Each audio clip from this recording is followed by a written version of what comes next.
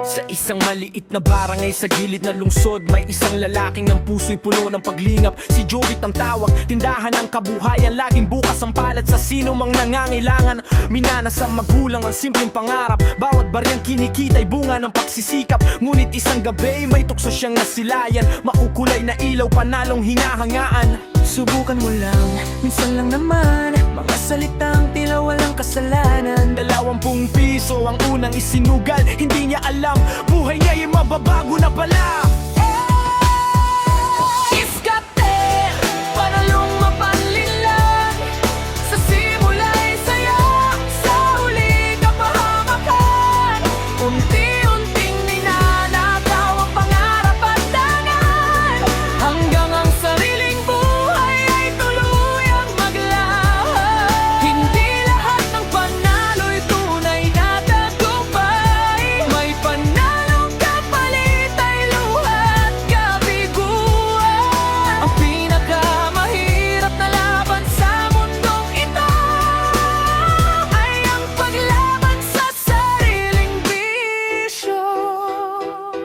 Araw-araw ay hawak ang kanyang cellphone, isa pang spin ang lagi niyang bulong. Kapag talo'y babawi, kapag panalo'y uulit, hanggang pati puhunan ay tuluyang glaho. Kuya Jovit, may biskwit pa po ba? Tanong ng batang sanay niyang pinaglilingkuran. Ngunit estante halos wala ng laman, pati pag-asa'y tila nauubusan. Tahimik si Liza habang siya'y tinitingnan, luha sa mata'y hindi na maitago kailanman. Kuya, hindi ka na katulad ng dati, bumalik ka sana sa taong minahal naming lagi.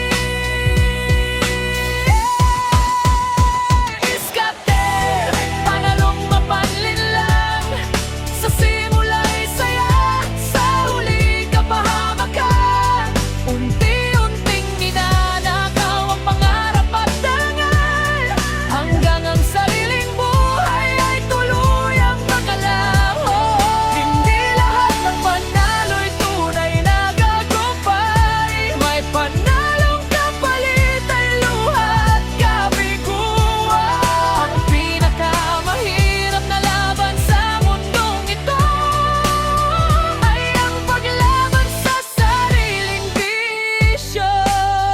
Hindi madali ang muling pagbangon, maraming gabing gustong bumalik sa kahapon. Ngunit bawat tukso'y kanyang nilalabanan, dahil may pamilyang naghihintay sa kanyang pagbabago. Sa palengke'y muli siyang nagsimula, piso-pisong ipon ang naging sandata, hanggang muling napuno ang dating tindahan, kasabay ng pagbabalik ng kanyang dangal.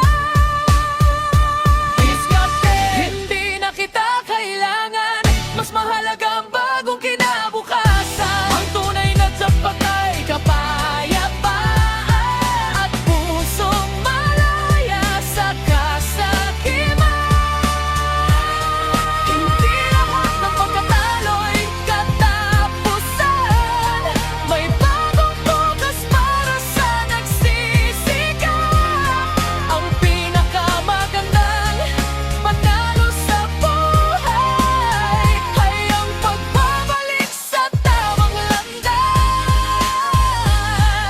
Muling bumalik ang batang nakangiti, Kuya Jovit, may biswit na po ba uli? ngumiti siya't marahang nagsabi, Meron na, at salamat sa pagbabalik.